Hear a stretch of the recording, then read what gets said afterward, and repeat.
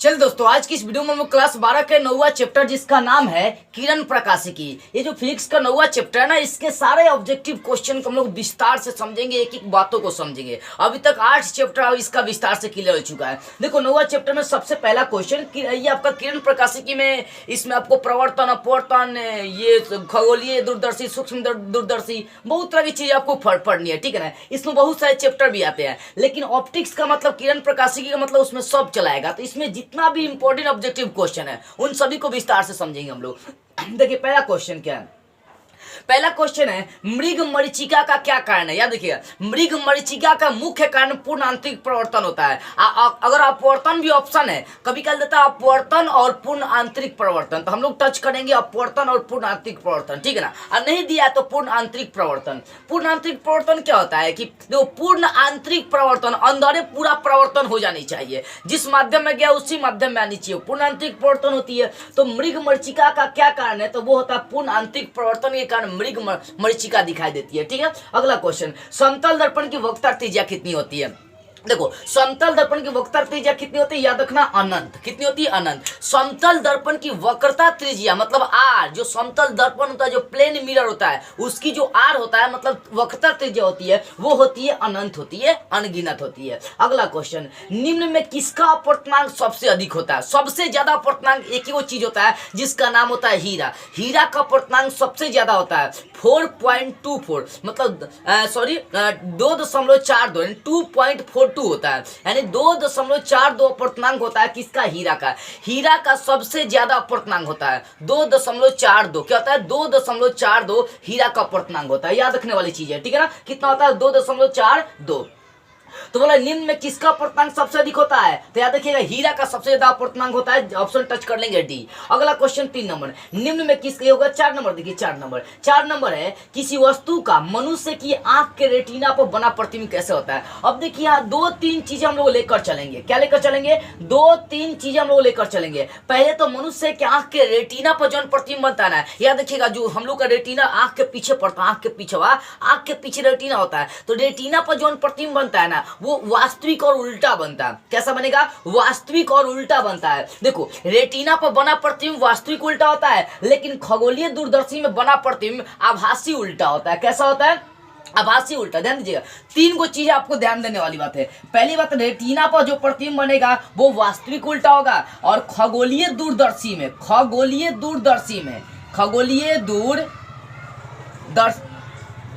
दूरदर्शी। और एक चीज और हम लोग देख लेते हैं, वो भी कई बार एग्जाम में क्वेश्चन किया है, सरल सूक्ष्मदर्शी। ये 3 को चीज में प्रतिबिंब आपको देखना है।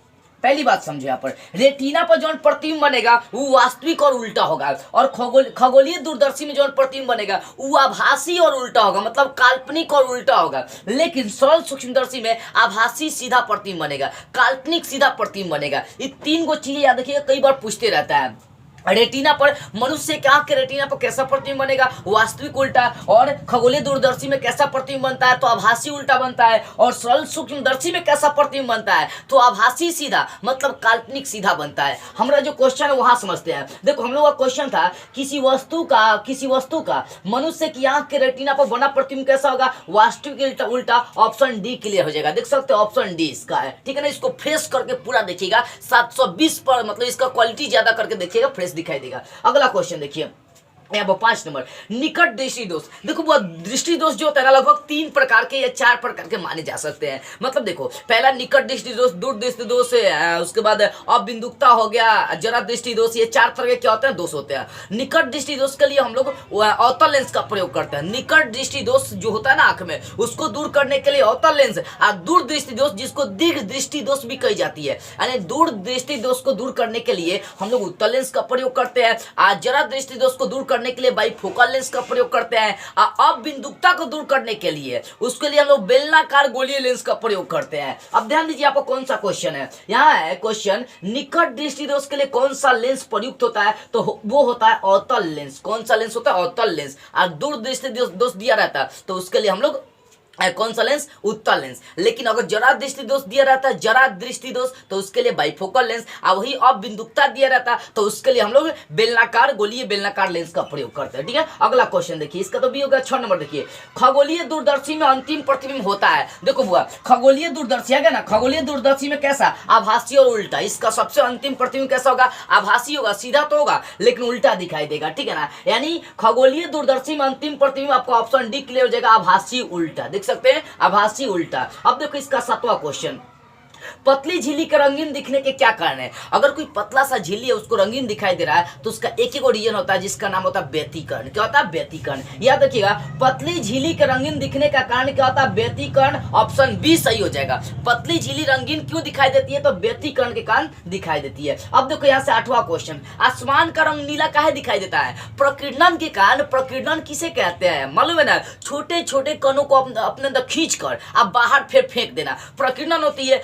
प्रकाश की किरणें जब धरती पर पड़ती है तो धरती उसको खींच लेता है, फैला देता है, वही तो स्कैटरिंग ऑफ लाइट कहलाती है, मतलब प्रकाश का प्रकीर्णन कहलाती है। यानी आपका क्वेश्चन है कि आसमान का रंग नीला दिखने के क्या कारण है? तो आसमान का रंग नीला दिखने का कारण है वो है प्रकीर्णन। ऑप्शन टच करेंगे हम लोग कौन सा? 8 का ऑप्शन हम लोग टच करेंगे, ए प्रकीर्णन है। इसका आंसर हो जाएगा ए, प्रकीर्णन के कारण आसमान का रंग नीला दिखाई देता है। अब 9वां क्वेश्चन है, जब देखिए ये क्वेश्चन बड़ी इंपॉर्टेंट आपका पड़ेगा, ये क्वेश्चन आपका बहुत इंपॉर्टेंट पड़ेगा, ध्यान से समझिएगा इस चीज को। तो आपका 9वां क्वेश्चन यही है कि जब प्रकाश की किरण स्लैब में प्रवेश कर जाएगी, स्लैब में प्रवेश करती है, उसका तरंगदैर्घ्य क्या होता है?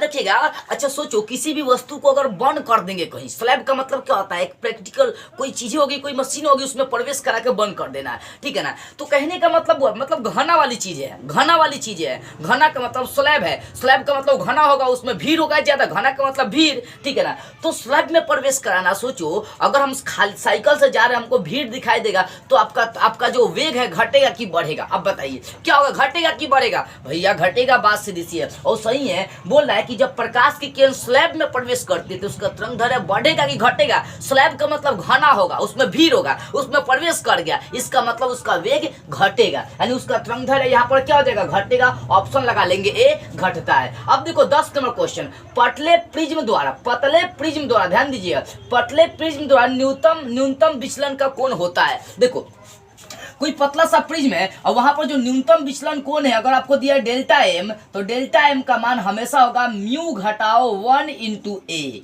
ये एक क्या है? तो अपवर्तक कोण होता है। ठीक है ना, यही आपका सूत्र होता है विचलन कोण का, म्यू घटाओ 1 इंटू हो जाएगा ए। ऑप्शन देखिए कौन सा मिला, ऑप्शन सी आपका टच करा, म्यू घटाओ 1 इंटू ए। ठीक है ना, ये विचलन कोण का सूत्र होता है। अब देखो अगला क्वेश्चन, 11 नंबर क्वेश्चन है, एक सरल सूक्ष्मदर्शी से बना प्रतिबिंब होता है। अभी तो बताए ही थे भैया कि रेटिना पर वास्तविक उल्टा, खगोलीय दूरदर्शी में आभासी उल्टा, लेकिन सरल सूक्ष्मदर्शी में काल्पनिक सीधा, मतलब आभासी सीधा प्रतिबिंब बनती है। ऑप्शन ए देखो काल्पनिक सीधा, ऑप्शन बी काल्पनिक उल्टा, ऑप्शन सी वास्तविक सीधा और ऑप्शन डी वास्तविक उल्टा। तो हम ऑप्शन ए टच करेंगे इसका, क्यों? क्योंकि ऑप्शन ए काल्पनिक सीधा है। देख सकते हो ऑप्शन ए क्या दिया है? काल्पनिक सीधा दिया है। ठीक है, तो काल्पनिक सीधा सरल सूक्ष्मदर्शी में प्रतिबिंब बनती है। अब देखो 12 नंबर क्वेश्चन, 12 नंबर है, प्रकाश वर्ष किस भौतिक राशि का मात्रक है? वो अब प्रकाश वर्ष बचपने से याद करते आ रहे हैं, प्रकाश वर्ष किसका मात्रक है? दूरी का। याद रखिए, प्रकाश वर्ष किस भौतिक राशि का मात्रक है? तो दूरी का।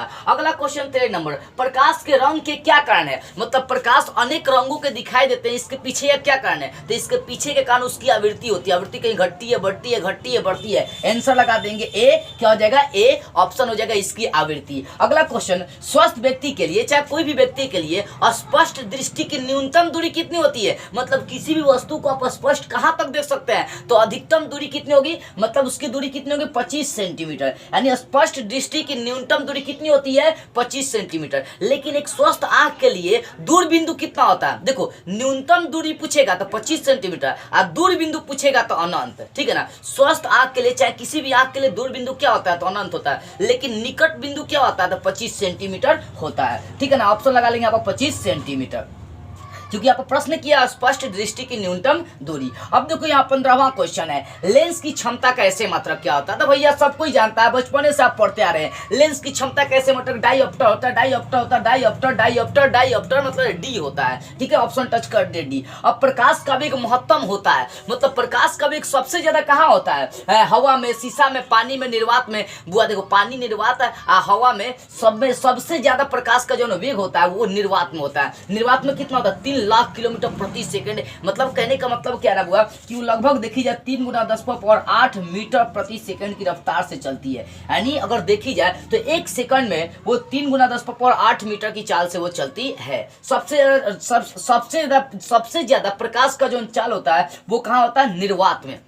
क्या होगा? निर्वात में। अगला क्वेश्चन 17 नंबर देखिए, हीरा का अपवर्तनांक। तभी बता भी देते शुरुआती में आपको, हीरा का अपवर्तनांक मतलब ये सबसे क्या होता है ना, सबसे ज्यादा इसका अपवर्तनांक होता है। यहाँ क्वेश्चन भी था कि सबसे ज्यादा अपवर्तनांक किसका होता है? हीरा का। 2.42 2.42 होता है। ठीक है, ऑप्शन टच करेंगे यहाँ पर, हीरा का अपवर्तनांक क्या होता है? तो ऑप्शन सी क्लियर होगा, 2.42। अब अंतिम क्वेश्चन 18वां क्वेश्चन, प्रकाश की अनुप्रस्थ तरंग की पुष्टि कौन करता है?